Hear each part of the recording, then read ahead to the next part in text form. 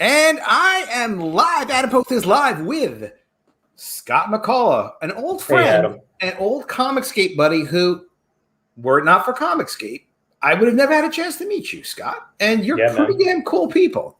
So it's good to see you, man. And I know you're working on a couple things. I don't know if there's anything we can't talk about. It's a little bit I can talk about it all. Secret. All right, good. Because actually I do have questions. I remember when you were working on your idea for Peregrine, I'm like, I have an idea for a female superhero. Is mine going to come out first? No, it's not. It's absolutely not. What's up, Leg Kick? Good to see. Well, actually, you got to ship Peregrine, but my stuff is going to take way more time to do. But Scott, I was just telling you, I don't know if you want to show anyone else, but you have a little bit of gray hair too. You just hide it well. That's right. That's right. You know, it's all about branding. You know, the San Diego hat. I hate to say it, the San Diego hat's been such a thing for me for such a long time. I like it's hard San Diego to get away hat. from it. Yeah. Eric Huffles, how you doing, man? Good to see you, Eric. Eric drew a picture of GI Jackrabbits for me, and I forget that we have so many people in Comicsgate community who are artists and like they can draw, they have skill sets. Like so he drew it and like just like extra inspiration. And I was like, wow, this is so exciting. It makes me really want to do GI Jackrabbits. And I actually, not just because of you, Eric, but it was you and other people encouraging me for GI Jackrabbits. I actually hired Professor Geek to work with me on a script. And he's a CG guy. He's brilliant. He's really, really good. And we really brought it to life. We spent months working on it. I paid him a chunk of money for it. And then it was like, I don't know, the timing isn't really right. So it's very funny. So we're going to get that going, but just not yet. But Scott, it's great. Yeah, Jackrabbits, that's a deep cut right there, man. That goes back 35 years or so. Yeah. It's going to be longer pretty soon. Very good. So I don't ever remember. Cute Nerd. Got to say hi to the Cute Nerd and Eric. Oh, cool. Dan Fraga, Aaron Lepresti, 3 guys you will not miss. Oh, Adam Post too. Good. Well, thank you, sir. Thank you. Yeah, great people. I actually don't know. I know Aaron's name from back in the day. He's been drawing a long time. We never got a chance to work together or anything. But his work's beautiful. He's such an awesome addition to CG. You know, he's one of those guys that, like, I always knew his name for a long time, but I really don't remember seeing his work until the Planet Hulk stuff. It's hard for me.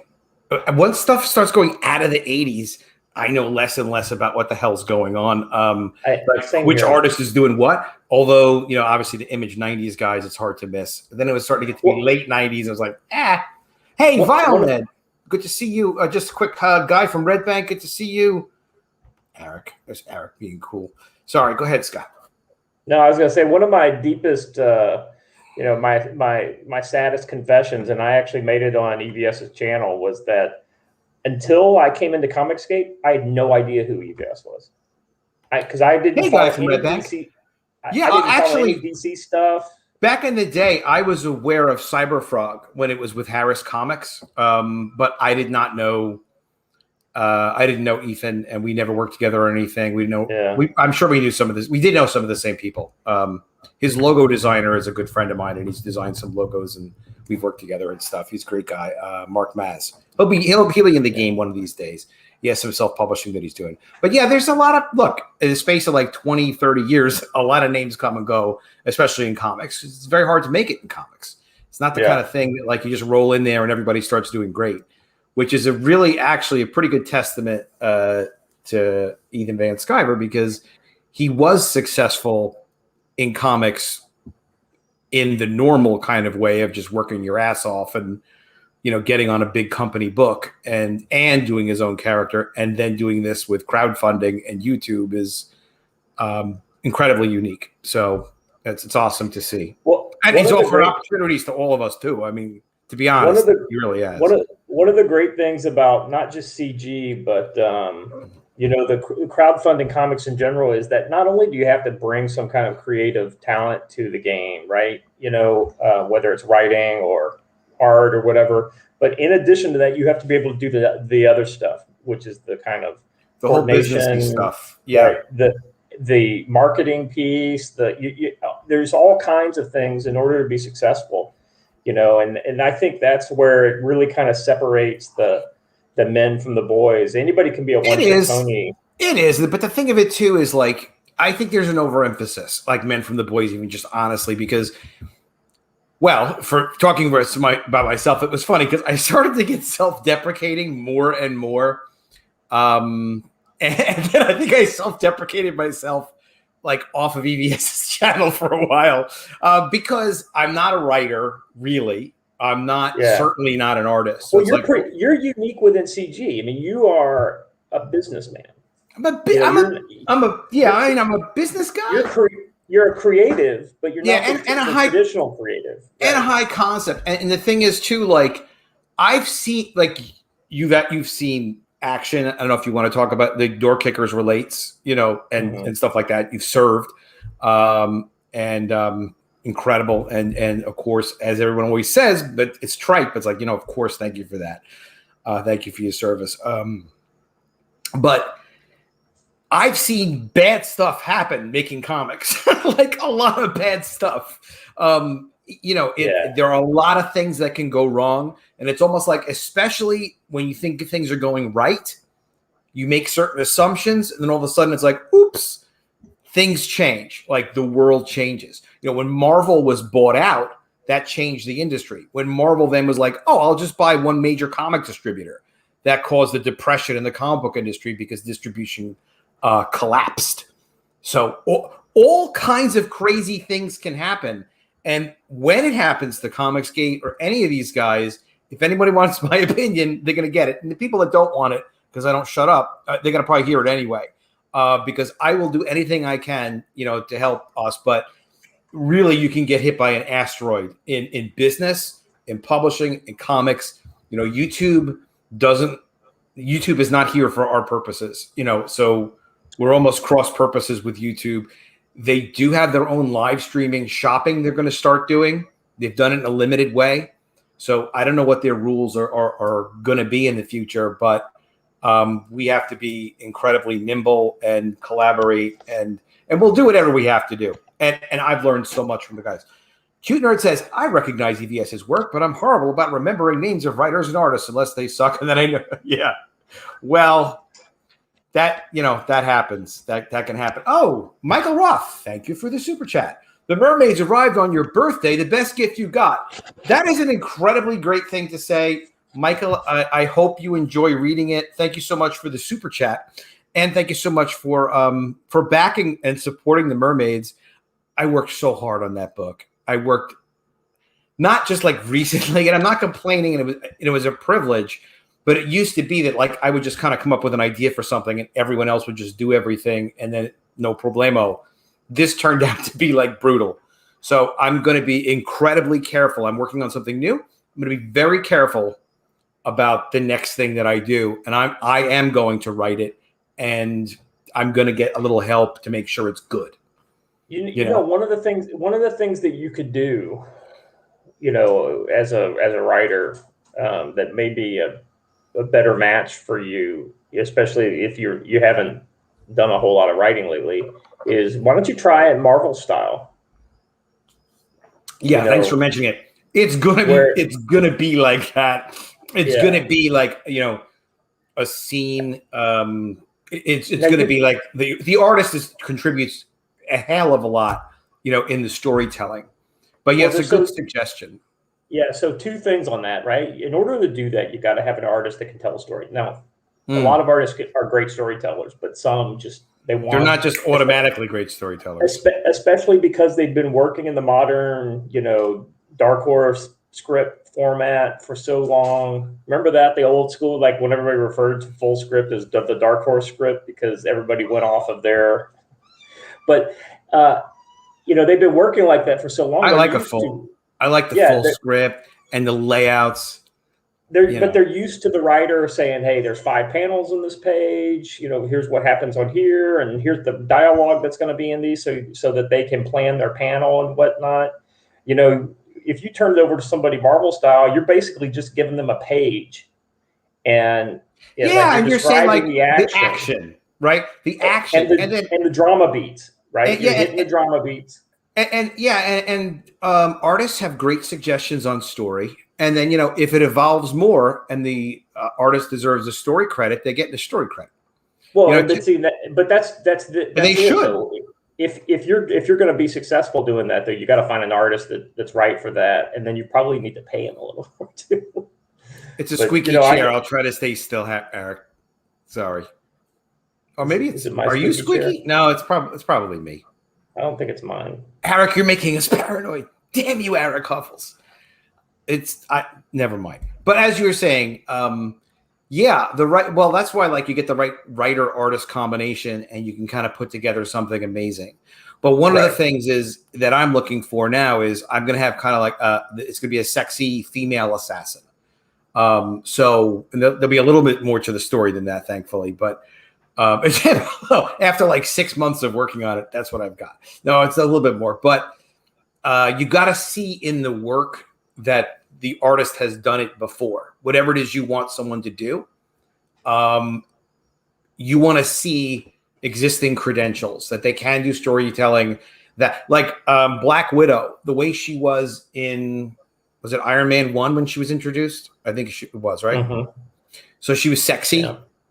So it's like, that is what you want, not like the current Black Widow, who is sexy, but almost like as an aside. It's like, yeah, she's kind of sexy, but they don't put her in those situations, the ones that she complains about so much with her $20 million. Well, the funny thing about it is that, Black Widow in the MCU has been sexy because it's been Scarlett Johansson, not because she's written as a sexy character or she's dressed up as a sexy character. I think there was some stuff in Iron Man 2, you remember, where they kind of played her as being the sexy, secretary, but that was when she was undercover. That was not, no, in the first one, was it in that? I don't remember. Honestly, if anybody in the chat knows, I'm just embarrassing myself with not knowing, because I did just watch Marvel Phase 1, because that's what, Scott, I'm studying it because I'm like, you know what? Like Comicsgate offers us this. It's like, listen, don't expect to get rich. You never know what's going to happen. Maybe, DOORKICKERS becomes a $200 million movie and you do get rich and you're a producer on it. This thing's going to happen. But Comicsgate gives us the opportunity where we can at least look, if you're really passionate about it and you can talk about what you're doing on YouTube, you can do like a Marvel Phase 1 of characters. You did Peregrine, or you're doing Peregrine, it's coming out soon. So you've got Peregrine. So you could do a couple of other graphic novels with related continuity, and that can turn into whatever you want to turn it into. I think Scott froze. I thought Scott was like, this Adam guy, he really knows what he's talking about. Let me concentrate and really carefully listen. It looks like Scott's listening very carefully. Oh, wait, here he is. Oh, this is too good. All right. Hey, you have as many Scotts as you want. You got a Scott in the middle who's listening very carefully. I had to switch Wi-Fi network. I don't want you embarrassed. Yeah. Okay, no problem. Let's see what Cute Nerd says. Probably cool to me. Does giving your artist story credit mean they own part of the IP? All right, that's a good question. Also, the longer she was on screen, the more they hid her sexually. Right. Yeah, they didn't, because it was all the politics coming in and stuff like that, where they were messing with that.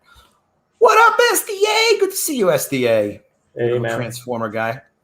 To answer your question, Cute Nerd, when it comes to intellectual property rights and stuff like that, the answer is it depends. Yeah, I mean, usually it's an informal relationship between a writer and an artist.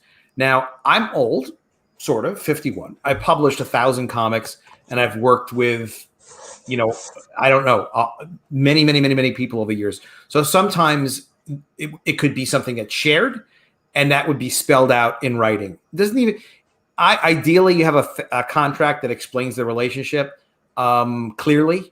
Especially if it's something you're going to spend, you're putting a lot of energy and if you're putting money into it and stuff like that. But you can work out any kinds of arrangements that you think are appropriate. The main thing when you're working with somebody is that everybody understands up front what everybody else is kind of doing. Like what you just asked, Cute Nerd, if I was working with an artist, I said it on YouTube, but I need to tell the artist, like, listen, if it turns out you're doing a lot of this, we're going to talk about you getting a shared credit. and then we might talk about extra money, and then we might talk about a percentage of the character, or it might just be like Adam has ideas and they feel like B+. But then I start working with the artist, and now it's like A++. And I'm like, I never want to lose this artist. I never want to lose this collaboration. Then I better start thinking about paying a giant stack of money to this artist and really appreciating them, and or saying like, we should be partners on this thing. And then you kind of talk about that.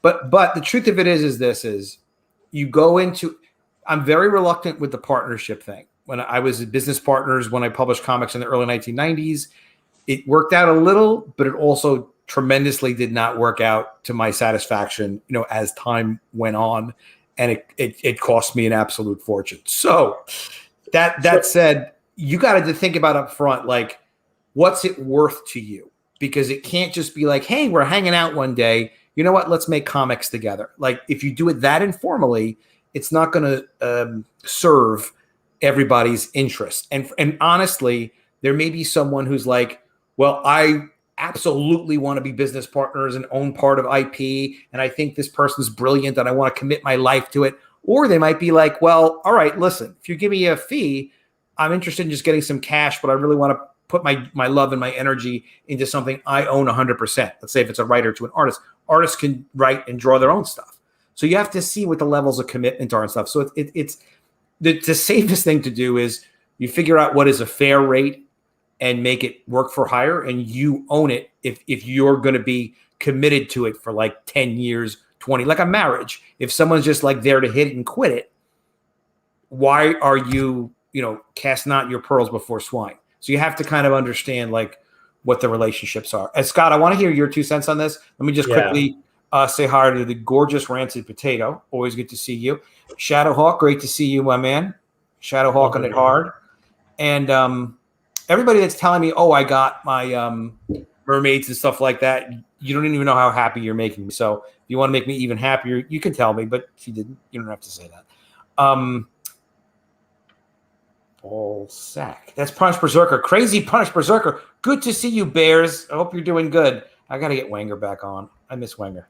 Never Wenger turn. So sorry, your 2 cents on sharing and kind of working with people as partners and stuff. So two thoughts, right? One on general partnership, right? So like with Peregrine, or thoughts like in a psychological sense. Could be both. So the like Peregrine, right, is Peregrine's your superhero title, which did very well. Right. Yes. Yeah. Very well. And Peregrine 2 is in the works. So Peregrine was a genuine co-creation with me and the folks over at Graded 0.5, right? Mm-hmm. And so like the actual genesis of the character and all the work, we shared all the work going through it. And because of that, we all own it, right? And so while I have very kind of deep thoughts about Peregrine and Jessica, who is the character, who's the character who personifies Peregrine, I don't put too much ego in it, right? Because I don't own it all. So I don't I don't get super, I don't get into a lot of like, this is what I think it should be. And, and put my ego into it. If there's a creative difference with the team, I'm like, okay, whatever, because in the bottom end, line is as long as it's good. And sometimes you don't know what's going to be good until it's done. And you can talk to the guys over at Graded 0.5. The biggest things that we've talked about are things that generally aren't like, well, this story point or this costume detail or things like that. It's been like, let's make sure this is good, right? And that's Optimus Prime and Piper. Right, Piper and Xavier. Yeah, those guys over there. And those guys have been Optimus Prime and Xavier are different people, right? Right, they're different people. Okay, so Optimus is not one of the creators. So there's 4 of us. Okay, so Optimus is in there too. Yep. Okay, and cool. And so we kind of came up with that whole concept, and he should be getting the books very soon. I know if you guys have been following him on Twitter, his his dad and I think his parents in general have been having health issues, and there Xavier's were some been in the same boat there. Yeah. So this is what that's held some of that up. That project Peregrine is cool. I remember when you were talking about she's the daughter of a kind of the kind. She's the daughter. I can't even spell Peregrine properly, so it's hopeless for me to find it. But it's on Indiegogo.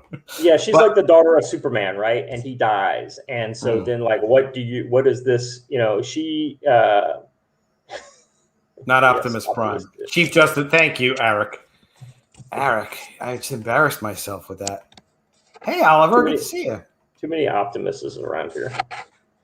But anyway, so that's one thought on but the other one is right, and I haven't really fallen into your artist. Sorry to interrupt, but your artist is DJ Franchin, right? Right, Doug Franchin. He's the artist on that book, and he actually I worked with him on the original short for Door Kickers, and he is also going to be the artist on Door Kickers 2. Oh, fantastic! So, I like that artist. I was looking at his website. He's great. He's a total pro. But the other situation is kind of like, and I've never been in this situation yet, but I would love to find an artist who wants to do something like this, is to be a total partnership collaboration, right? So where we both say, hey, listen, we're going to put in our creative juices in the beginning. We're going to put in, all the marketing, we're going to share all the burdens going through. That's definitely doable. And then you have a partner. And he draws, right? And that's the real difference. But everything else is a shared kind of thing. There is one key part that is so crucial that with Graded Point 5, it was a big help. And that is they have a YouTube channel. That's exactly right. That's right. That promotion part's a big deal. I know, I don't know all the arrangements, but I know there are other people who have a YouTube channel. They have an artist working on a book. Clint has something going there with that. Without getting into details, whatever. Clint has like a YouTube channel, so he's in a position to do something like that. Well, but Clint built his YouTube channel completely as he did it individually. Clint is the guy who is like, Ethan Van Sciver, what should I do? And like Ethan's telling everyone what to do. Malin's telling everyone what to do. And he followed all the instructions. Clint is the one with the pen and pencil. He's like, I could do that. Clint is not the most magnetic personality, but when you get to know and you watch Clint, like Clint is great. He's very interesting, and then once you've seen a few hundred hours worth of Clint, like he's part of the family. He's awesome. Yeah. So Clint didn't invent the mailing list, but he brought the mailing list into CG. He was the first guy to really, and that was one of the things that drew me to him. Because I already knew about mailing lists, and so I knew that when I did and when I did Door Kickers, what I did with my mailing list was to say, hey, listen, I'll give you a free 10-page story if you sign up for my mailing list. So Clint was giving away a copy of his previous, like a PDF copy of his previous novel. So the idea of giving people something in order for them to sign up, in order to help guarantee sales, I like that. And so by the way, that's still unique to us. Like the idea of like, look, sign up for Door Kickers 2, which everybody should do. I just put the link in there a little before. That's Door Kickers 2. Everybody, please do sign up. And if you do sign up for it, and then when you order the book, you will get an additional free poster, an additional free bookmark, and an additional free sticker of that. I don't know if you've seen the image. Stuff. Yeah, it's a very cool image, and we'll share it. And this the image you're getting ready to share, I think, is the is what everything is. It's with the green-eyed, I like that night vision goggles. Comicsgate is so cool because we kind of like do things on our own time. I judge how caught up I am with things by like how many issues of Downcast are being published. He's on to Downcast 3, so I'm very behind right now. I should be far ahead. There's a very cool image. And guys, when you're signing up for these things, just to be honest with you, we think about our projects all the time. I'm sure some of you guys have done projects too. We think about them constantly. We're like, well, is this going to go good? Is it not going to go good? We're kind of judging it. the bigger our email list is, it's an extra boost. So it does help. So when you sign up for the list, it's not money. It's just signing up for the list. So when you sign up for the list, it is a huge help. So it's free, and if you decide you don't want to jump in on the campaign once it comes around, that's fine. That's no big deal. It's devastating. Yeah, devastating. Please don't do that. I wouldn't say it's a devastating. I mean, getting punched in the face could be devastating. That could be devastating. Yeah. Tickle fights, the wrong kind of tickle fights. Now you're out of my comfort zone, Adam. Not that we're going to have a tickle fight. You're probably not. You're not even in the United States, right? You're in another secret. That's right. I am in Asia. Ah, okay, very cool. So, are you deployed? Well, I'm not deployed. I mean, I'm stationed here in South Korea. You're ready to go. Well, ready to fight tonight. In South Korea, that's right. That's the motto here for Second ID is fight tonight. Very cool. So guys, what that's about is, so Scott, let's talk about this just a little bit. I mean, this is kind of a hot topic right now. We know there are some actions going on in Afghanistan right now, some craziness out there. You're National Guard or what's your? Sorry, I don't know. No, I'm actually active duty. I'm serving in South Korea right now. Wow, you're active duty. Yeah, and so I don't generally publicize that. It's not in my social media bios or anything like that. Sorry about that. Yeah, it's not an issue. It's like when I came into CG, I didn't tell anybody. What's that safe for? For the tickle fight. I didn't tell anybody that I was active duty until it actually came up. It's kind of fascinating, especially people who haven't served. See that guy from Red Bank. At the very least, will you please sign up for Door Kickers too? You probably have already because you're good people. But in any event, yeah. I mean, look, what else? What else is this world going to be if we don't have people that are willing to be out there and stand up for what the country is? Sorry, when we say something, I can't wait to say something right after that. Shh, Adam, go ahead. No, I was just going to say, I mean, not only do I serve my country, but I make good content. I put out, enticing marketing stuff. I will give you a free sticker. I will give you a free poster. I will give you a free bookmark. All these things if you order the book. And wait, there's more. If you sign up for the newsletter, you will get exclusive access to a discounted.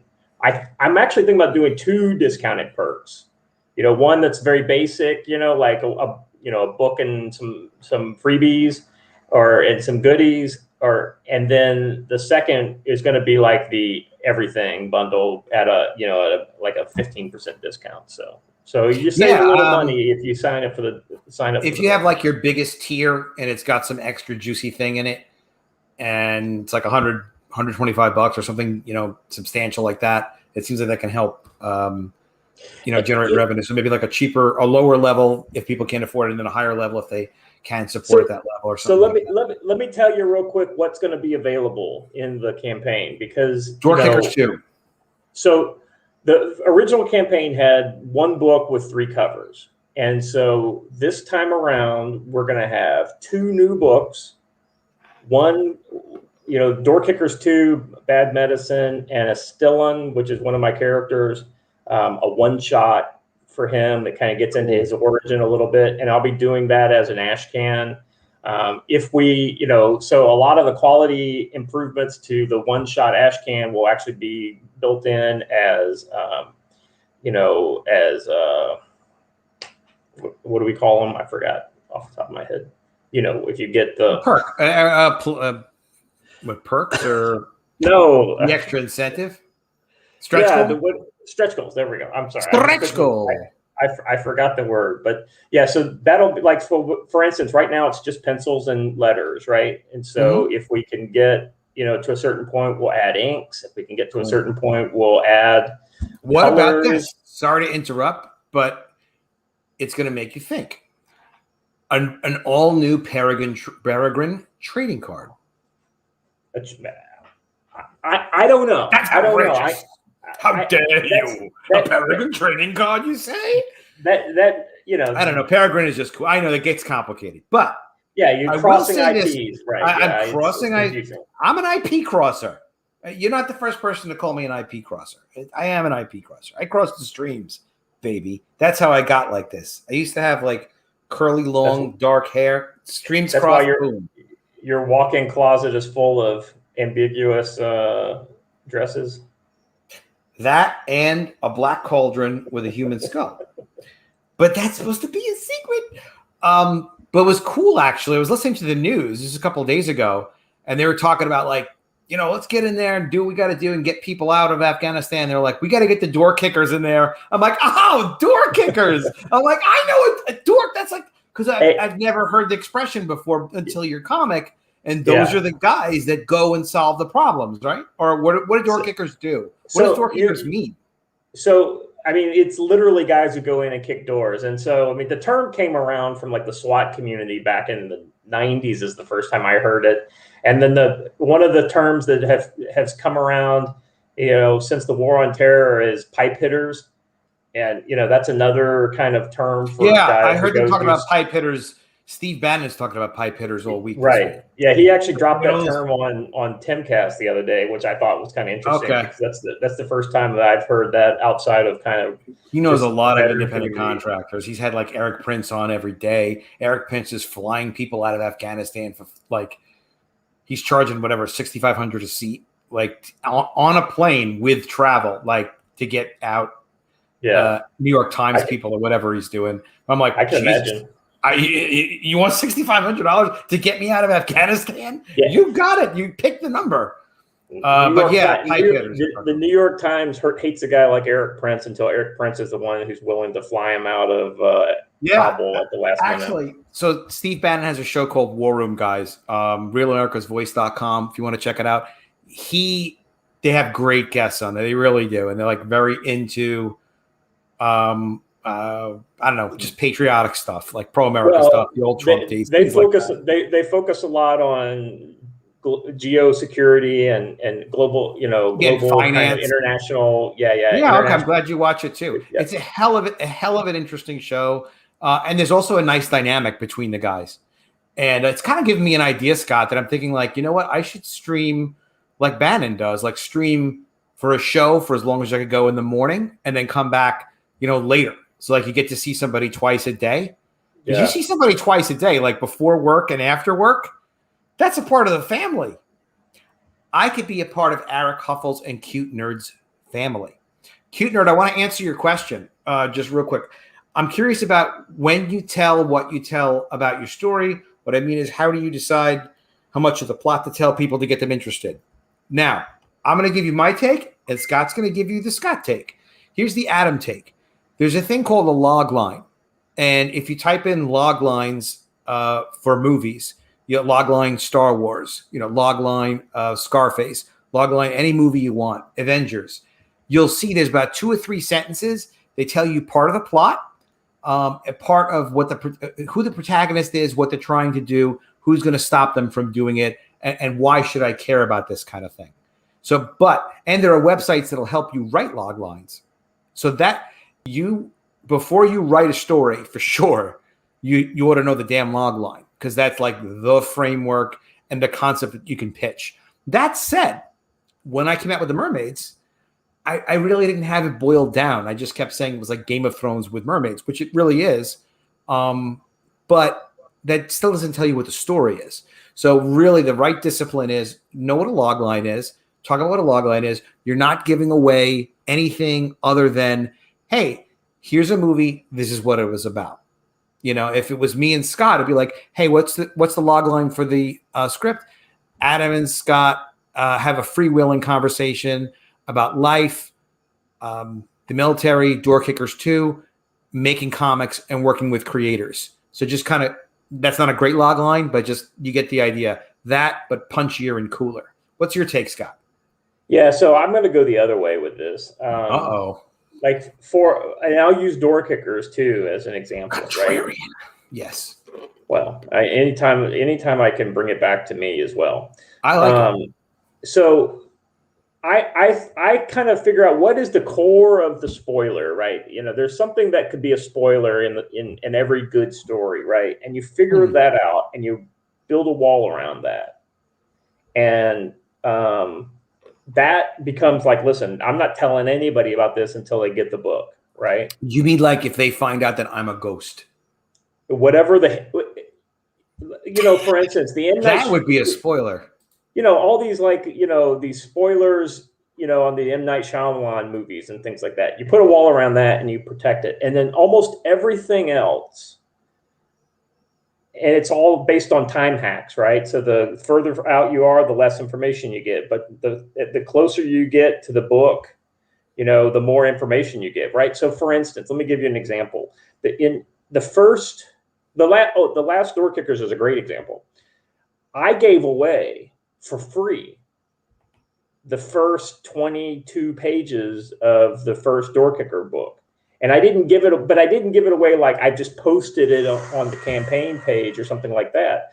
I put a tweet out and I said, listen, I'm looking for people to kind of beta read my first 22 pages. Oh yeah, I remember that. That was cool. And I think you were one of the people who did it. I was like, listen, I need feedback. Because I'm in the editing stage and I don't necessarily have an editor and I can't necessarily afford an editor. So instead of getting one great editor, I got about 25 people who read the book, and they all gave me different feedback, and about 75% of the feedback was stuff that I was actually able to make changes, whether it's punctuation or the lettering was kind of wonky or XYZ, whatever. Yeah. I even went back and I changed a panel based on the continuity error that somebody spotted. So little things like that. Yeah, that's cool. I don't mind giving. I'll give away pretty much anything. You know what, Scott? Except for the stuff inside that I think I think it's different in Comicsgate too. And now that we're talking about this is quite an interesting subject. I understand that a lot of times people are buying the books because they're on YouTube. Adam's funny. Scott's got a cool hat. Or Scott is an interesting guy, whatever. Yeah, let me back his project. Let me support it. These guys are entertaining me. The goal is the right goal, but they don't really necessarily see it as buying a product where it's okay, I'm going to buy this Mermaids book, because I see it on a shelf, So the cover. I get that it's different, but I have been kind of stunned that there are some books that come out that there's so much excitement about, but then the book comes out and we're not talking about the story at all. And some of them I don't get around to reading. Even though there's a lot of action, there's not necessarily a lot of story. Scott's going to probably do one of his Wi-Fi things.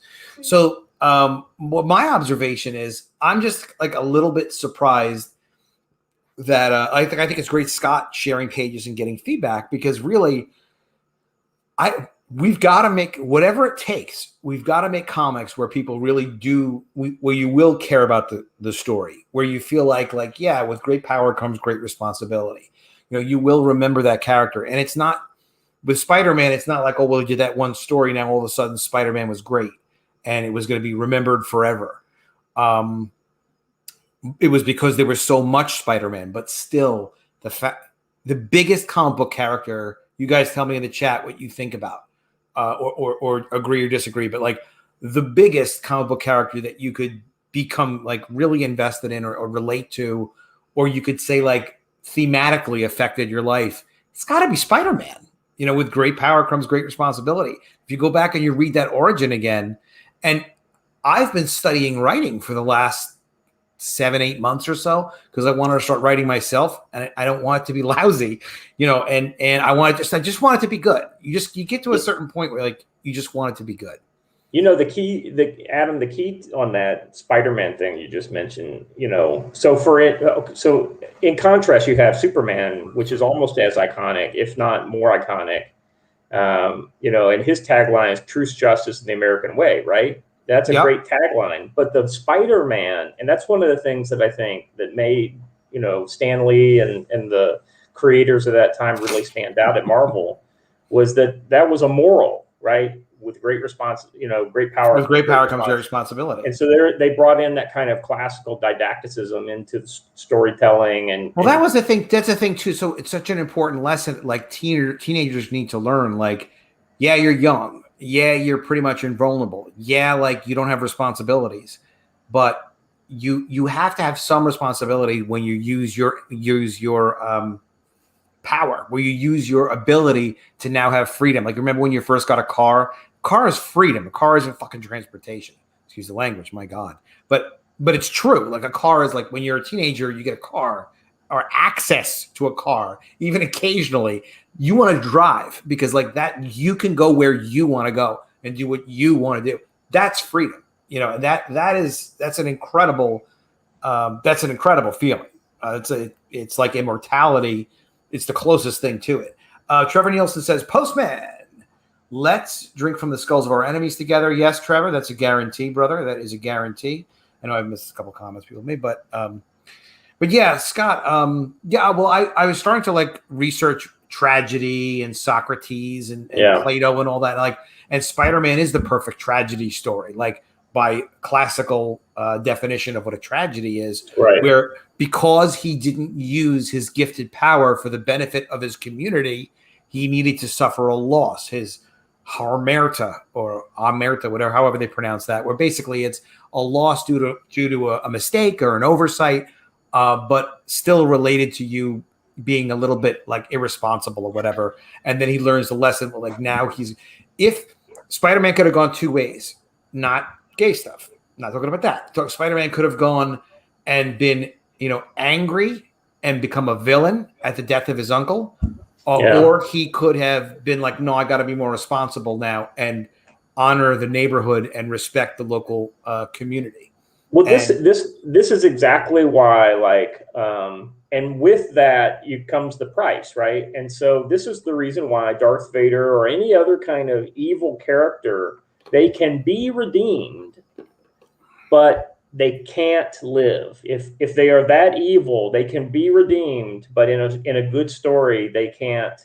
The redemption has to have essentially the sacrifice level that meets the crimes they've committed. You know what I mean? Yeah. I also, I don't know. Writing is really interesting. It really is. It's such a whole world of stuff. And I've been privy. I was just reading somebody's Comicsgate book, and I didn't ask him for permission to talk about like anything about it. But just suffice to say, it's been one of the Comicsgate books that's been like, yeah, it's coming out. And he's a really good writer. Like the character development is intense. Like you would have expected this to have been written in like the late 80s by, an Alan Moore type or just someone who's like, I often refer to Frank Miller's work in the 80s and how impressed I was with that and how cool that was and how like relatable and interesting it was. But this is the depth of the thinking of like all the development and the character relationships. And like, this is kind of like almost intimidating. So I'm like, you're going to help me. I'm going to bounce stuff off of you. He's like, yeah, sure. So we do have some really great books that are going to be coming out. I can guarantee. But I'm sorry. My point about it was, Scott, is I just think like we definitely want to get to that level. I mean, it's incredible now. Ethan is a machine. I love what, in a positive way. He's doing phenomenal with bringing more people into Comicsgate who are named people that have a following.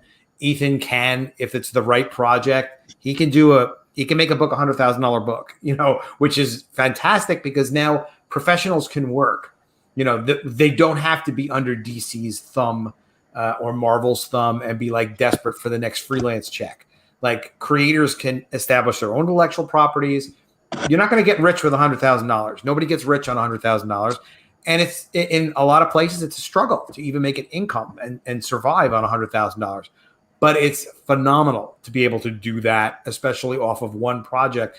And then as hard as you work promoting your own stuff, Frege, Shane Davis, people who really get into the community. Of course, John Malin, he's old school. You could build it into anything you want to build it. So this is it's incredible. There's a lot of room for growth, right? And I just think that we've seen some amazing stuff here in CG, and I don't think CG is going to go away. I think I think what's really going to be interesting, and it hasn't really happened that I've seen so far. I mean, it's happening to some extent because you're starting to see some action on eBay with various stuff. But I'm really interested to see what the collector market looks like with CG projects, you know, because CG is growing every year. It's not getting smaller, it's getting bigger. And when you have somebody who comes into CG 5 years after all the original Cyberfog stuff came out, and they now want to collect the original Blood Honey prints. Here's where that all comes down to. It's like, look, if there's a Door Kickers 7, or if there's a Door Kickers 3, people are going to look for Door Kickers 1 and 2. If there's isn't a Door Kickers 3. It's funny you should mention that, because there will be an opportunity on this next campaign to get the original Door Kickers original printings. Yeah, I double printed the entire. You double printed, you maniac. Oh yeah. Yeah, I know. Well, but it wasn't. Excuse like, me, just I apologize for the frequent and consistent interruptions. What's up, Zizzy Zaid? Los Hermanos Magic Cop. Good to see you. Magic Top is such a great property, and those guys will always have a place in Door Kickers history. We did characters are gay. First they were all women, now they're all gay. What are they? The next gonna be trans. That's the next thing, I guess. Nothing wrong with that. It's just there's a lot wrong with it. You know, there's a lot wrong with it. They should not be shifting up the identities of characters. Like, the characters are what the characters are. If you want to give even if you want to make Spider-Man have a gay cousin or something like that, then everybody's got a gay cousin. I remember when Chris Rock said that. It's funny when he said that, because I did have a gay cousin. And he actually killed himself accidentally in a bicycle accident. That's I'll tell you about Cousin Brian if you want to hear about it. But it's a true story. But it's like, but you should not change the core character. It's outrageous, but they change everything. And you know what they call it now, Scott? And you're a PR guy, a corporate PR guy. Sorry if I'm giving your secrets away.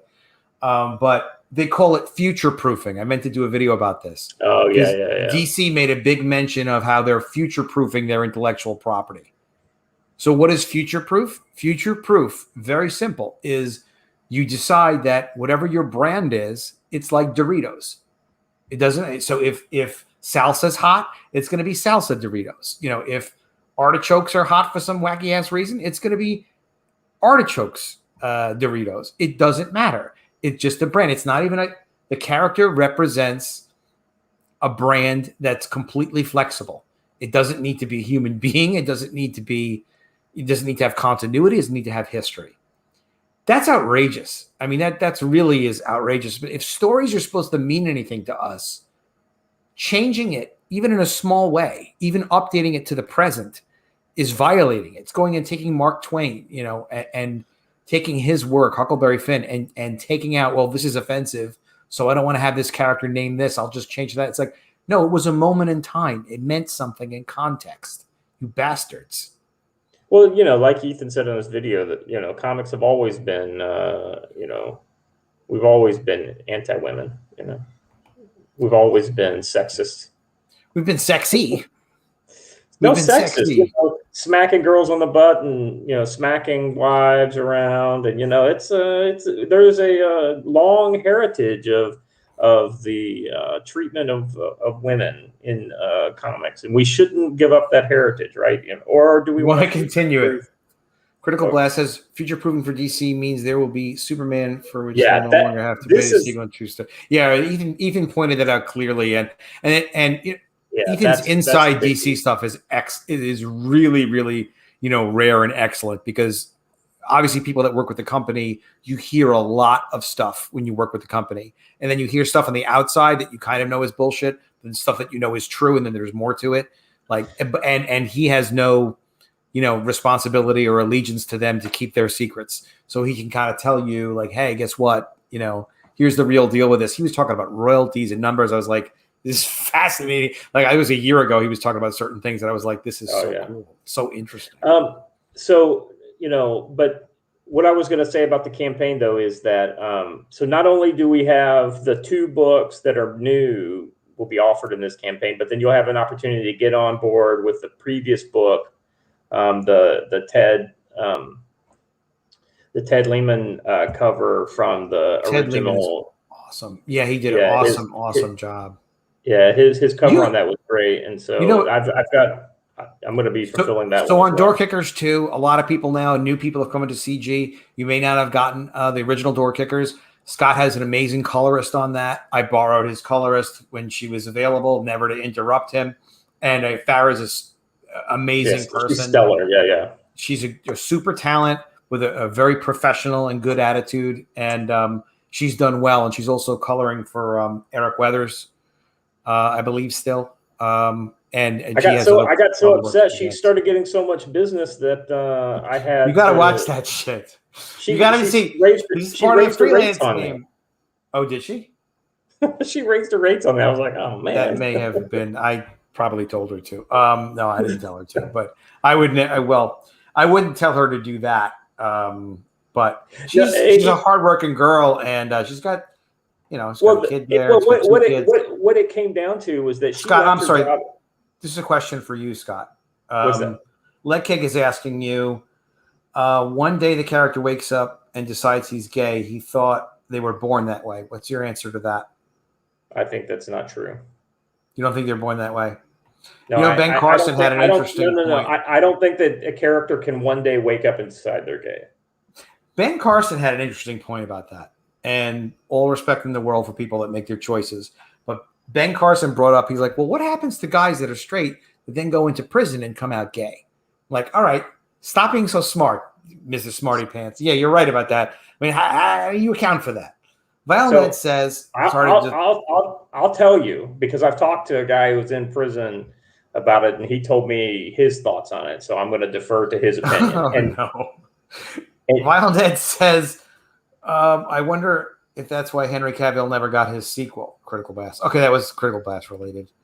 The overprint, that's where the money is what EVS says. You have to be careful with the overprints, guys. Yes, overprints are fantastic because the extra money to print an extra copy is usually not that expensive. Sometimes it's actually, this is going to sound crazy. I don't know if you noticed this or not yet, Scott, but sometimes it is actually cheaper to print more copies than the copies that you need because of a price break at a certain quantity and just some oddity, or it's just like, well, they cost $5 each when I print my first 500 or which is a little expensive, but whatever, $5 each when I print my first 400, 300, and then every extra copy is only $1.50. So that, or even cheaper, 75 cents or 50 cents. So sometimes it makes sense. Just be very careful with your numbers and treat it like a business. And what I would say about overprinting is don't buy more copies than you think you can sell in a year, because otherwise it starts to get berserk. One of the things I wanted to circle back around on. Are you hiring Robert Crumb? Yeah, no, I'm not hiring Robert Crumb. I wouldn't. He's dead. I would never hire. Yeah, I would never hire Can't hire him undead person. Yes. But so one of the things you were talking about writing and kind of the craft of writing. Well, oddly, you should mention that because let Scott answer a question, Adam. That'll remind me. I'll leave it up. Sorry. Go ahead. I was going to ask you, can you not hear me talking? What? Did you say something? Yeah, exactly. Letkig says, oh, okay, go ahead. No, but one of the things that for a long time, I knew I needed to start a YouTube channel. And so I finally have done that. And so part of it is I didn't know exactly what to do it on. And it was never the right time as far as, timing goes with YouTube and my life and whatnot. We move around a lot. And anyway, so I finally done that, and my YouTube channel is now called Writers Fix Problems. And I kind of did a different thing than a lot of CG people would do. A lot of CG people would go immediately to the base, right? Like the CG base, get some CG people on and focus on CG content, right? Well, I'm not doing that. I'm focusing on just writer content. And so in order to do that, I found a panel of novelists that I've met on Twitter, and they are amazing people.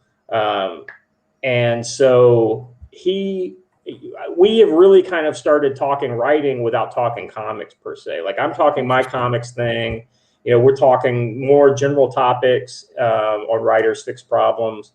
And it's a weekly show right now. the idea is to kind of do more as I can, but it goes live at Saturday night, 7:00. Okay, Eastern Standard Time. We go for about 2 hours. We have a guest on, and then I've got kind of a rotating panel of about 4 other people. And so we've had some great guests so far. Robert Cruz, the promoter for BaseCon, came on. He's also a novelist, and we've had topics like characters and getting the word out about how Narwhal's doing a lot of stuff like that. He keeps emailing me writing tips about interactive writing. But the key is I'm trying. And then Narwhal's like, what I really mean is, and then no, but here's what I actually mean. But people don't understand. But here's what I'm saying. I'm trying to build an audience for my YouTube channel that is not necessarily related to Comicsgate. So it's like there's nothing wrong with it. It's a very cool subject. Yeah, the Comicsgate stuff that I do, builds a Comicsgate audience, and this is building an audience for the YouTube channel. And the idea is to merge them for all my other projects, and then to bring CG people into this writing community, and that the CG people are able to. And so the idea is to grow things through network effect and merging similar people, because a lot of these people that I'm meeting in through this writers experience, kind of at Writers Fix Problems, they're absolutely willing to check out Comicsgate. Oh, that's so cool. Projects, because they tend to be conservative. We focus on a lot of preparedness fiction and kind of military action fiction, things like that. So we have that kind of a dynamic, and those types of people will buy Door Kickers, and they'll also buy other cool stuff within CG, and they'll take and they like a lot of the same culture war stuff that we kind of focus on within CG. So there's a lot of overlap. So that's the whole idea of trying to build out that channel as a little different than just a CG channel, because there's plenty of CG channels, and guys like you that do it better than I can ever do. So, oh, that is sweet of you to say. I think what you do is, you're always fun, and you're always interesting, and you always have something to argue about. Guys, you can support my campaign if you'd like to. The Mermaids are still shipping that book. Make sure, of course, to sign up for Door Kickers. Scott, I think the thing is, I'm learning this more and more, and it's a little bit difficult because, like, even when I was in the publishing business, I didn't want support based on my personality. I wanted support based on the quality of my work, and which is almost like some pretty girl that's just like, well, I don't want to get opportunities just because I'm pretty. It's an odd thing. So I always just wanted people to like support, but that's not how the world works. The world likes to know who they're doing business with. The world likes to know who they're working with. So, what you're passionate about, what you're interested in, especially because we live vicariously. It's a human thing to live vicariously through and kind of with other people. And we make these relationships. So whatever you're interested in, that's what counts. And you sent me a link. Okay. So guys, this is going to be a link, the correct link for Scott's YouTube channel. And if you subscribe to this YouTube channel, the good thing that's going to happen is you'll get to see Scott talk about writing on a Saturday night at 7:00, basically solving problems with writing. So we're kind of evolved. So we're on the fifth episode. We're on the 5th episode. So we're evolving the format. So the idea will be going forward, starting tomorrow, is we'll have a segment with the guest, to just me and the guest, kind of like what we're doing now, talk about their project for about 20 minutes. And then we go into kind of segments where we kind of break down topics. So let's break guys. Here's what we got to do. You have to subscribe to Scott's channel. Because I insist. So please just have it go up by a couple. So Scott could be like, yeah, I got a couple signups. That would be cool. Please subscribe to his channel. Even I'll subscribe to his channel. Yeah, that'd be great. I didn't even know about the channel. So let's subscribe to the channel. I'm going to click on it right now. Like a man. The other thing I've done. Oh, I already subscribed, but I didn't have the notification. How did that happen? The other thing about this is that I've changed the branding of my YouTube persona. So now when I'm in other people's chats, it's not Scott McCullough anymore. It's writers fix problems. And so like I was in somebody's That's a compelling title. All right, let's talk about this. This is similar to the subject, but it's tangential, but it's interesting. So let's do this. Hear me out. Dig, if you will, this picture. So because even some of the hottest projects, Monster MD was one that everybody was excited about, Vaughn and Monster MD, and then he finally got the book, and it was late, but he added extra pages, and he was a great communicator, always around, communicating with everybody, whatever. But I was surprised that when the book was finally coming out, like I was on my channel with Vaughn, I was on someone else's channel, I was on Ethan's channel, I was like, just out of nowhere, I'm like, and hey, by the way, Monster MD is finally coming out, and everybody was kind of like, oh, okay. I was like, well, we've been waiting a long time for this book. It's very exciting. And Vaughn is like, he's passionate. He's interesting. He speaks so well. He's so compelling. And it's just like, all right, well, come on. Monster MD is coming out. So I want people to read Monster MD. If you got it, you haven't read it yet, please read it. And then, we ought to be talking about the character and like, is he going to do a sequel or not? Because it's almost like the YouTube stuff is very prevalent. We talk about our projects. A lot of projects raise money. There's hot looking art. And the rest, where like the books are out. So let's talk about the books. And the truth of it is if it's more about making the book and it's not the book itself, I think that's okay. But then in light of that, maybe we should be talking about the books like very early on. Oh, there's Writers Fix Problems. What up, Writers Fix Problems? Yeah, I haven't been looking at the chat the whole time. No problemo. But anyway, so here's my point. My point basically is this: maybe like once you have an idea for a book, we're talking about that on YouTube. We're not worrying about giving away, like you were talking earlier, giving away a spoiler or something like that. If people are not really going to be that invested in the story, but they're more invested in the creator and helping to make the project happen. And if anybody wants to comment on this, please do.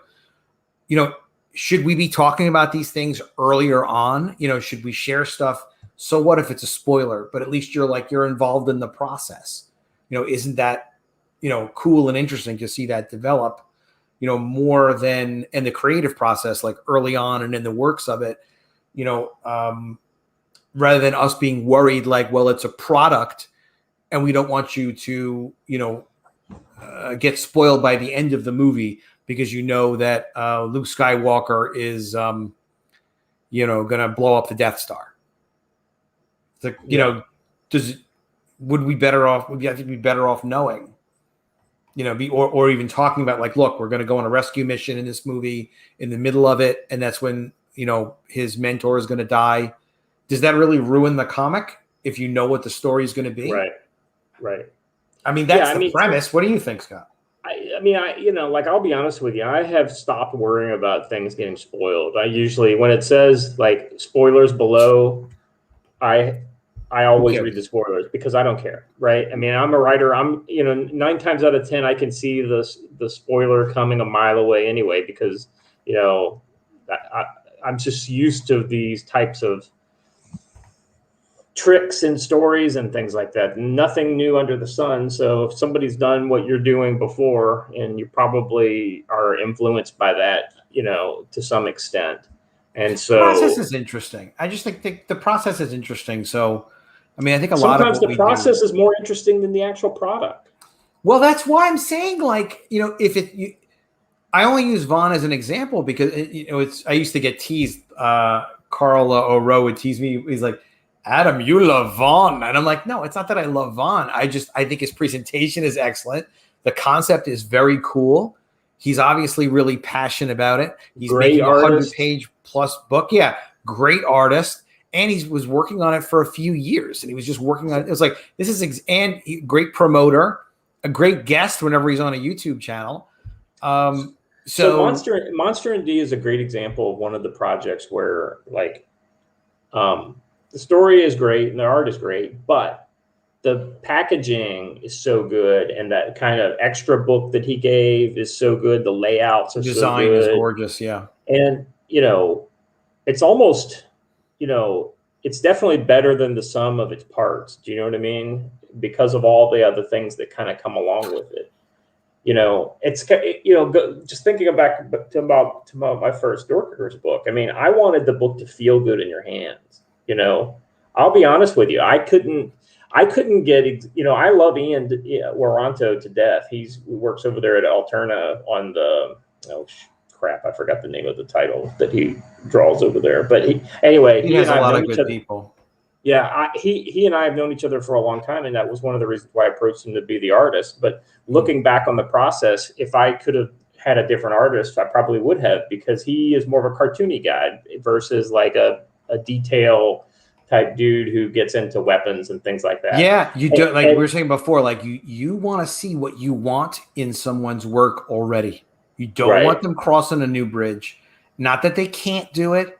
It's just you want to add a year to the work to the schedule. Or sometimes also, by the way, like you have a lot of military and technical expertise, so you can draw on that. And similarly, like if artists haven't executed on that before, to go and have them do it now, it's like, oh, okay, well, this is like a whole new thing. What it comes down to is, as a project manager, you have a piece, and you have to understand it's all about expectation management, right? You can't expect Michael Golden if they can't deliver Michael Golden detail, right? You want Michael Golden, you hire Michael Golden. That's exactly right. But that being said, they also have to care. If they're going to take this job and they're going to take this money, and they agree that this money is that's a fair deal. If it's important to the writer, if it's important to the producer of the book, then it should be important to the artist too. If they don't care, then they're not the right person, even if they can draw it. At the same point, this has happened to me before. If it's more work than you realize, you may need to give somebody some more cash. You need to give them some more cash because you're asking them to do something you didn't realize. Like, I don't know what a good example is, but examples aside, if there's a lot more work in it, or if you want someone to, a good example of this is if you give a script to a writer, to an artist, and the artist does what you ask, and then you get it, and then you don't like it, you got to pay again. You can't ask them to redo work for free if they do what you ask them to do, which is why if you're a writer, you're working with an artist, you should get layouts so you can see the rough layouts, which usually take them very little time to do, and then you can agree based on that. But also it does go back to, like, if you want, you don't hire someone to do something like a superhero book if they're used to drawing like just very realistic stuff or whatever, unless they can show you samples where they've done it before and they can do that. Yes. So I do have a favorite comic from growing up. So the easy answer is my two favorite comics, and starting at about 82, is G.I. Joe, A Real American Hero, and Uncanny X-Men. I think G.I. Joe may have started in 83. I can't remember if it was 82 or 83. But anyway, those were my two kind of go-to books. I kind of expanded into the Avengers, a couple years later, and but I always came back to the X-Men, Uncanny. Like I started a subscription with I think it was 185 is what was the first book I got in the subscription. The first book I bought current was 184. And did you read Secret Wars? Yeah. Well, so Secret Wars was already out when I was really buying books. So I 82. So I came into both G.I. Joe and X-Men in late 82. I was in third grade. Wow. And so I had comics from before that, but it was like random comics here or there that I got because my parents bought me something to have in the car, or did you go to a comic store, or was it newsstand or comic store? It was all spinner racks and small, because I lived in a small town in Tennessee, so we didn't have a comic store there. There was a comic store in Nashville, Tennessee called The Great Escape, which that was the first comic book store I went to. But it was about a year after I started reading comics that I went to that store. But so subscriptions were freaking huge for us, because in order to guarantee you were going to see a book, you had to get a subscription. You subscribed from Marvel for those titles. Yeah. Okay. I cut out the thing on the back of, I think it was G.I. Joe issue 9. I think I had it, and I cut out the subscription thing, and I sent that in. That's so cool. I think issue 10 was the first one I got. I never subscribed. I would always buy them off the rack. And then there was a comic store that was like one town away. My mom would take me there on Saturdays and just be like, she'd be very cool. She'd like chill out in the car, and I'd be in there for an hour screwing around. But that was the one thing about the comic store experience, is that everybody was kind of into the characters and the stories. And we didn't get to know the creators really unless you went to a convention, and that was rarer. And when you're young, you're not, we weren't really doing that. So like the other thing too that was kind of odd about my comic experience was so I moved in middle school to Louisville, Kentucky. Now Louisville, Kentucky did have a comic store, but what I realized that I liked better than comics was girls, and girls and comics were like oil and water. They didn't mix, right? So I couldn't bring my comics into school and things like that, like a lot of other guys. Yeah, you can't show off like, hey, check me out. I got comics. And so that became that began my secret life of hiding my interest in nerdy stuff like D&D and comics and all that kind of stuff. That's the reason why I kind of shake my head. I shake my head now because all that stuff is popular culture now. Like D&D is cool, and comics are cool, and Marvel movies make more than any other movies in the world. Yeah, it was better when it was better when it was secret. Same with Star Wars. Now, people definitely weren't messing with them when they weren't mainstream. The cool thing about Star Wars was that mostly there were no girls interested in Star Wars, but all guys thought Star Wars was cool. They may not all have a bunch of action figures and things like that. Yeah, because Luke Skywalker and Han Solo, it's like those are the two cool male archetypes. I mean, you can't really get too much cooler than that. It's pretty damn awesome. Hey, Pixel, what's up? I haven't seen you in a long time, man. Good to see you. Yeah, guys, I'm going to definitely be doing more streams. Oh, if you haven't already, you probably have. Subscribe to the channel, click the bell for notifications. Tonight, we are talking to the great Scott Mccullough, whose name I've pronounced correctly. Thank you. Yes, which is pretty good. Not bad, got to admit. But we're talking about Door Kickers 2. And we're talking about comics, making comics, loving people that love comics, and other types of things like that. But we also want to subscribe to Writers Fix Problems. We got that. I think I have that link in the description. Scott's YouTube channel. No, that is all right. Here's the link for. Thanks, Eric. Eric is awesome. That is the link for Bad Medicine, the sequel to the successful and already shipped Door Kickers. And Scott also is one of the creators of Peregrine, which will be shipping soon. It's a little bit behind, but it's not like it's 10 years behind or anything like that. You are going to ship Peregrine before you launch Door Kickers 2. You have to. Right. That's even though you're not like they're shipping it, but they're shipping it. But that should come. It's got to. It's got. You know what? You know what's awesome about that is, and I don't know. Once people see the book, people are going to want it. They're going to want to buy it. So you may have to do a second chance campaign or think about that or they have it available because people are going to, guys, it is the most awesome thing. I'm sure you feel like this, Scott. I can speak for you easy on this one.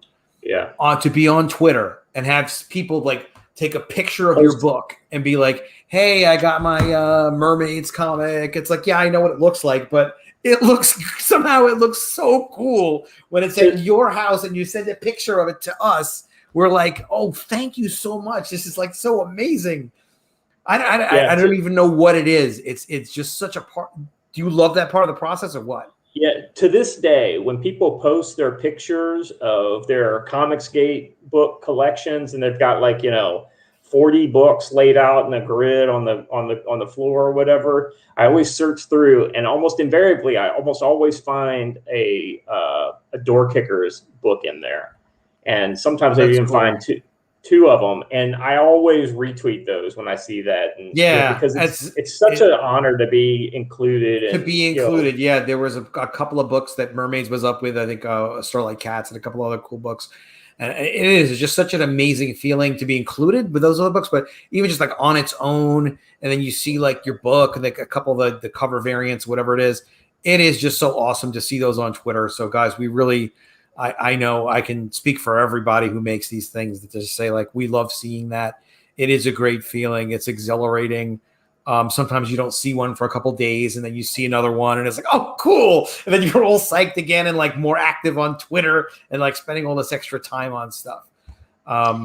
So it's great. And Scott, Peregrine was a solid book. 50,000 on a book that wasn't on a mainstream channel is pretty serious business. You really proved like, hey, look, what Ethan's got going with Comic Artist Pro Secrets. He's got an amazing customer base. He's an incredible promoter. He creates an incredible vibe on his channel, great energy.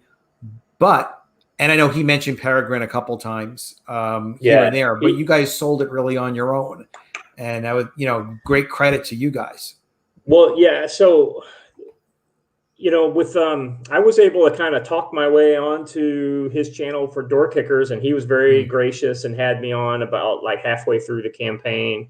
And it was a huge boost. Got Door Kickers up to 17,000. But the cool thing about our appearance on his show on EDS's channel for Peregrine, it wasn't, hey, Ethan, can we come on and talk about our book? And, we humping his leg for a while. And then he finally, because he's a busy dude. And if he could very well just not even notice you. It has nothing to do with anything else because he's busy. Well, the thing is that he noticed Peregrine because Peregrine stood out from the crowd because Peregrine was a quality book. It was classically designed, superhero action, hopeful, kind of in that DC Best of Marvel kind of, ethos.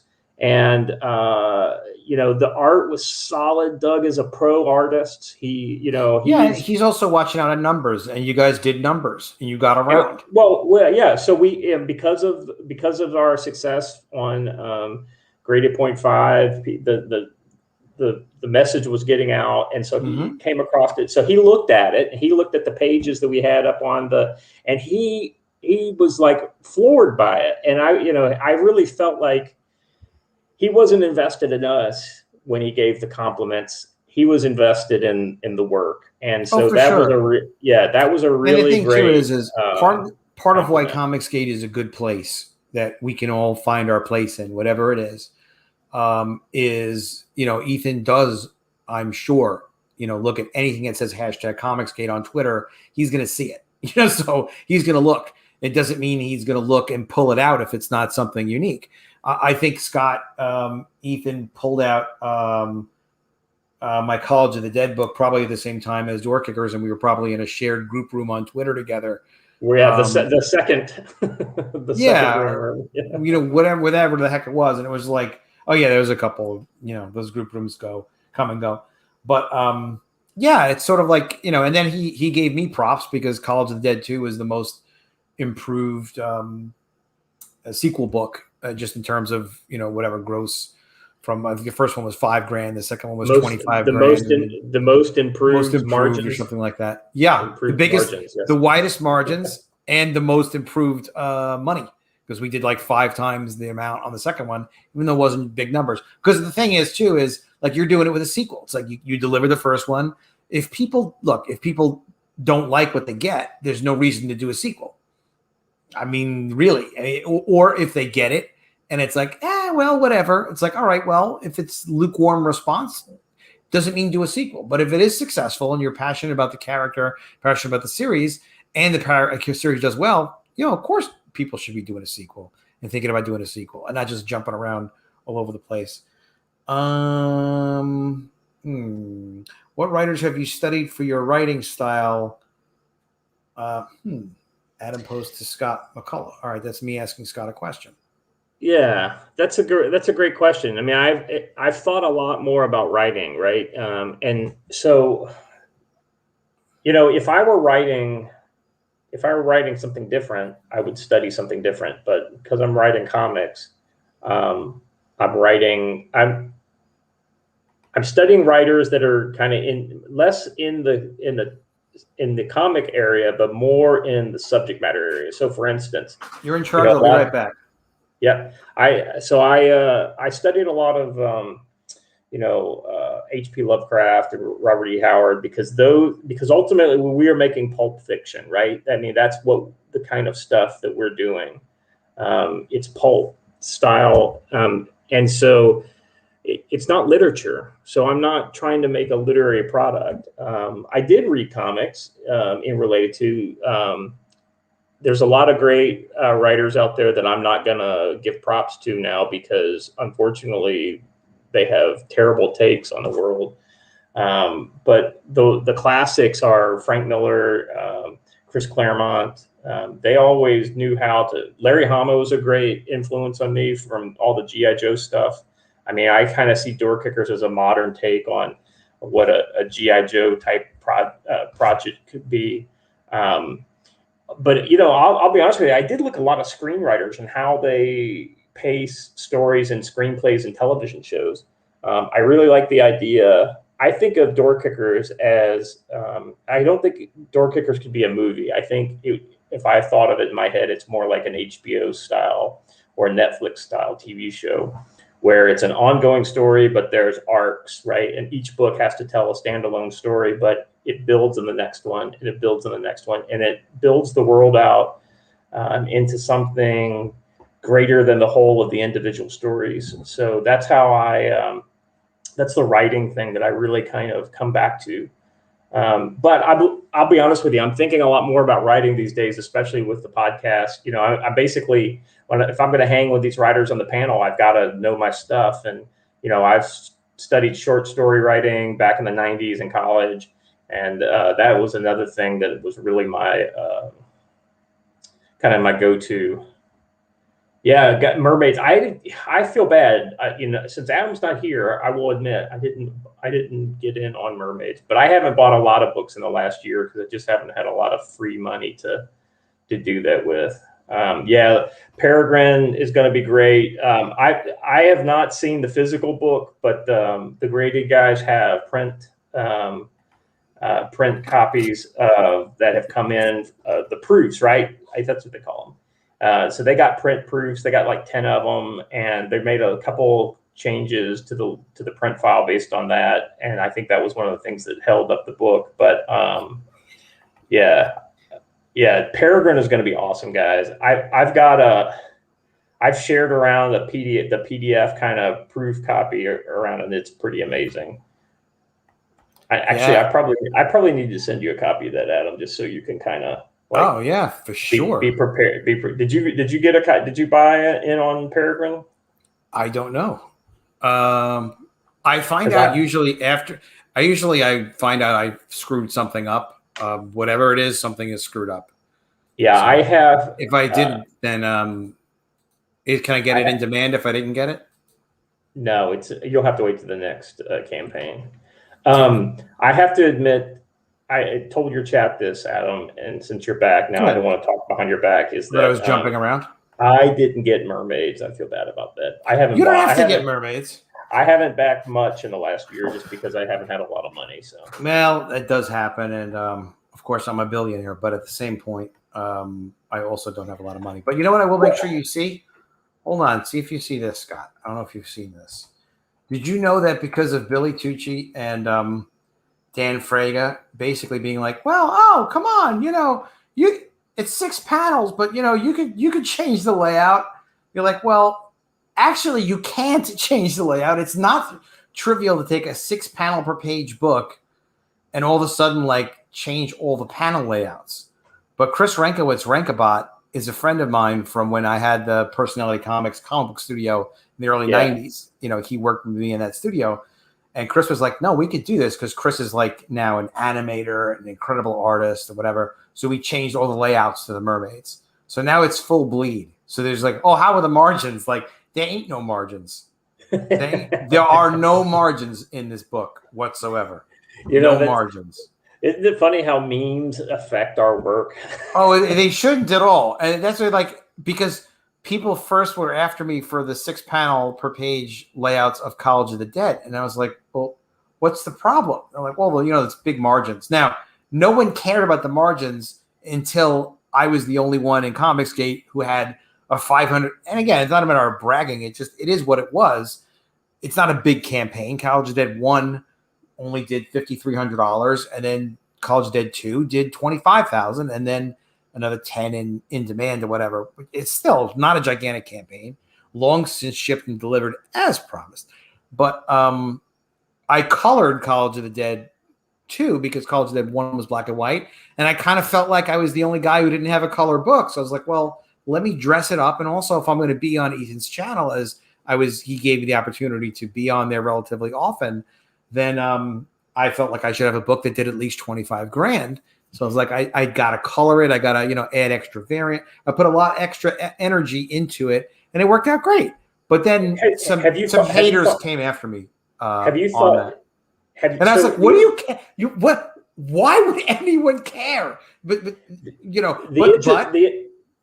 did. Hey, Adam, the interesting thing about College of the Dead 1, right? So because you did that kind of 1 panel per page, 2 panels per page, or 2 panels per page, right? They're very clean images, right? Mm-hmm.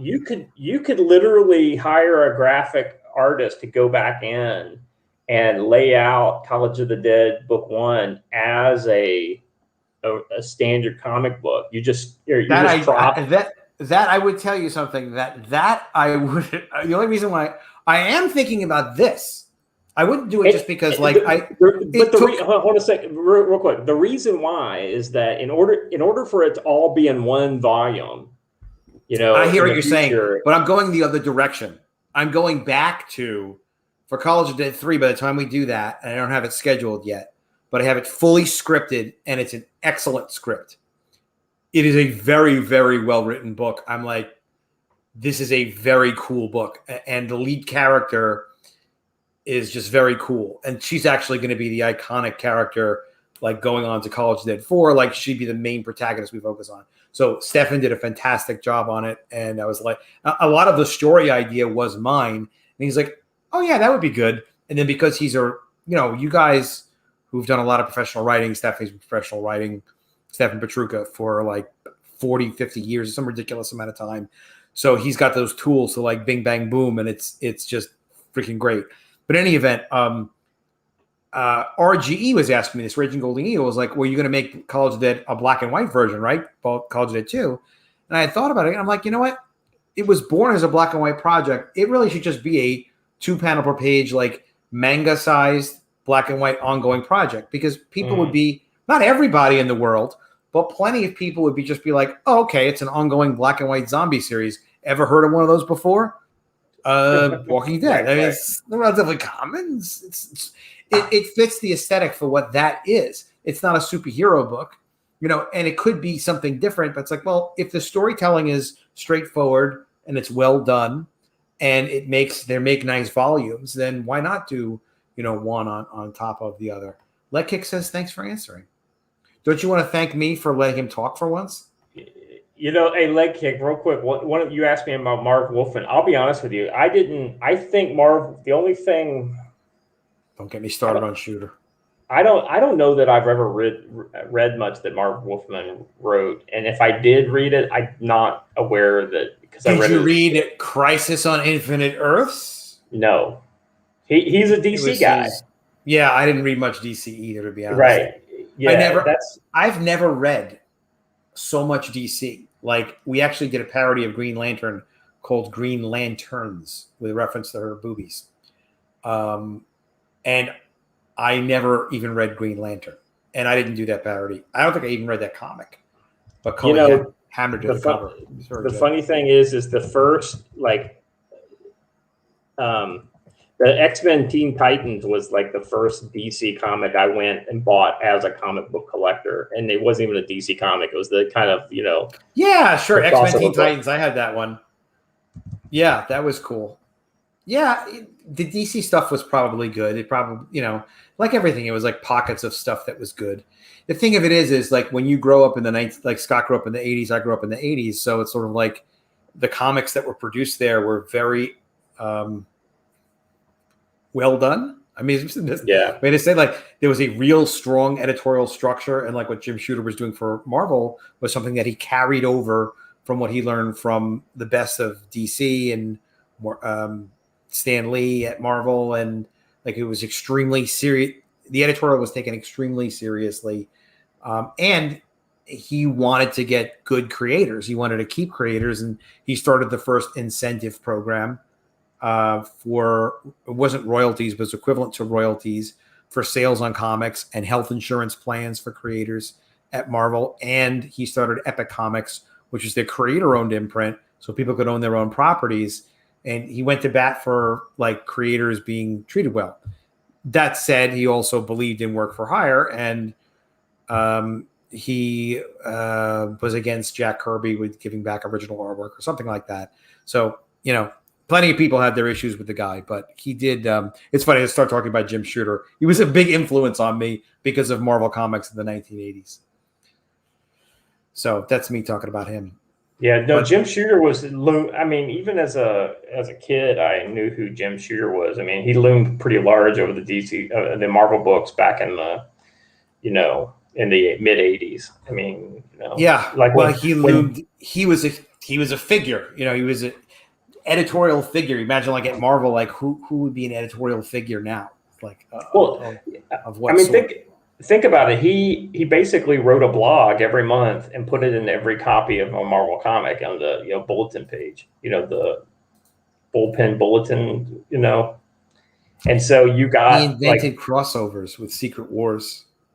Oh man, he invented crossovers. He wrote them, didn't he? Yeah, he did. That was a great story. It was good. Yeah, it was good. It was cool. Spider-Man got this black costume.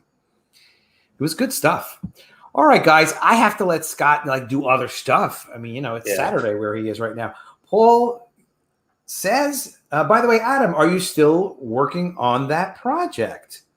Yes, I am working on that project. The project Adam is working on is a female assassin. There is more to it.